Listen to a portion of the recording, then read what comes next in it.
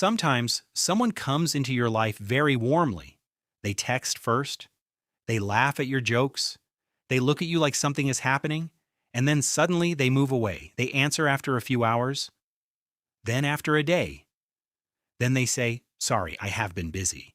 And you sit there holding your phone trying to understand. Are they avoidant? Are they scared of feelings? Or do they just not like you that much? This is where we need to slow down. Because not every cold person is avoidant. Not everyone who disappears is afraid of love. And not everyone who keeps distance is secretly dreaming about being with you. Sometimes a person really is scared of closeness. And sometimes they are simply not interested. And sometimes they are just not treating you well. Avoidant attachment is not a pretty excuse for pain. It is not a magic label you can put on anyone who makes you wait. It is a pattern. Someone with avoidant attachment may want closeness.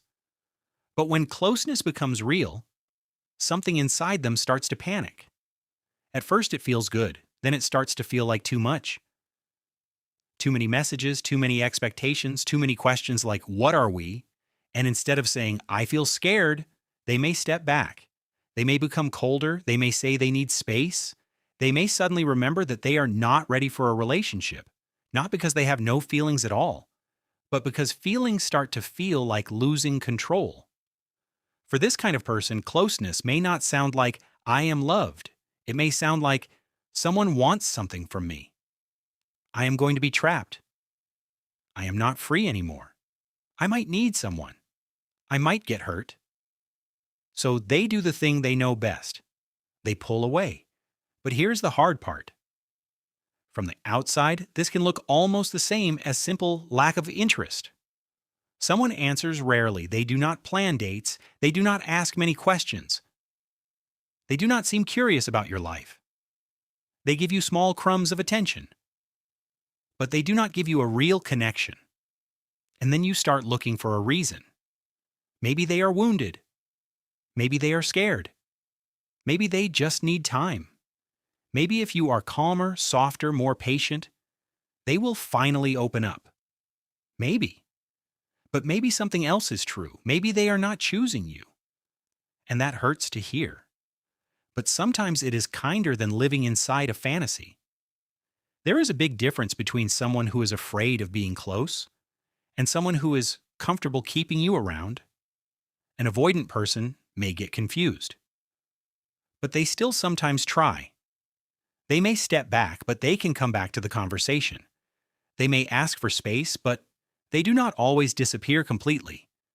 They may be awkward with emotions, but they can still respect you. A person who is simply not interested usually does not build a bridge. They just leave the door slightly open. Not open enough for a real relationship, but not closed enough for you to finally leave. And there is a third possibility people forget. Sometimes a person is not avoidant, not traumatized, not complicated in a romantic way. Sometimes they are just selfish, cold, not very empathetic. And they are comfortable taking attention, warmth, and care while giving very little back. That is not an attachment style. That is behavior, and behavior still matters. Because a reason is not an excuse. Even if someone really is avoidant, it can still hurt you.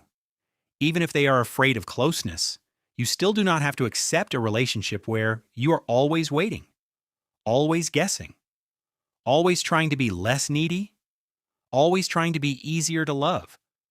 Understanding someone can be useful. But using that understanding to excuse your own pain can be dangerous. Sometimes we want an explanation so badly that we stop asking the main question. Not, what is their attachment style, but how do I feel next to them? Do I feel calm? Do I feel clear? Do I feel chosen? Can I be myself here? Can I talk about my feelings without being afraid that this person will vanish? Or do I become a smaller version of myself? Quieter, more convenient, more patient, less alive. If you constantly have to prove that you are not asking for too much, the problem may not be only their attachment style.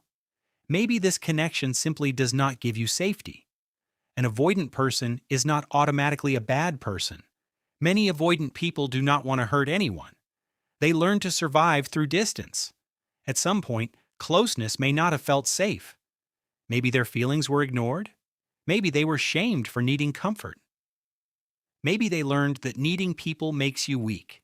So as adults, they can look very independent, very calm, very strong, very I do not need anyone. But inside, this may not always be strength. Sometimes it is armor. The problem is, armor does not only protect you from pain, it also protects you from love. So if an avoidant person wants to build a relationship, they have to learn to notice the moment they start running, not disappear, not freeze, not pretend they do not care, but say something simple and adult. I feel scared right now. I need a little time, but I do not want to disappear. That is very different. Healthy space is different from silent punishment. Needing time is different from vanishing. Fear of closeness is different from indifference. And love should not feel like detective work. If someone wants to be with you, over time it becomes visible, not only in words, in actions. They may be slow, they may be careful. They may not know how to talk beautifully about feelings, but they do not leave you in fog all the time. So when someone pulls away, you can ask yourself, are they scared of closeness but still trying to be honest? Or do they only appear when it is convenient for them? Do they respect my feelings? Or am I always explaining why I am hurt? Do they take any steps toward me? Or am I holding the whole story together with hope? This does not mean you should leave every person who is not perfect. People are complicated. Relationships are complicated. Everyone has fears. But if a connection constantly makes you question your own worth, that is important information. Because love is not always easy. But it should not keep you starving. Starving for a reply. Starving for warmth. Starving for clarity. Starving for one small sign that you matter. So yes, avoidant attachment is real. But do not use it to turn someone else's indifference into secret love. Sometimes a person is scared, sometimes a person is not ready, sometimes a person is not interested. And sometimes the most important question is not why they are pulling away. It is why you are staying somewhere that keeps making you cold. This is the first video in a small series about attachment styles. Today we talked about avoidant attachment. In the next video, we will talk about anxious attachment and why some people find it so hard to feel safe in love.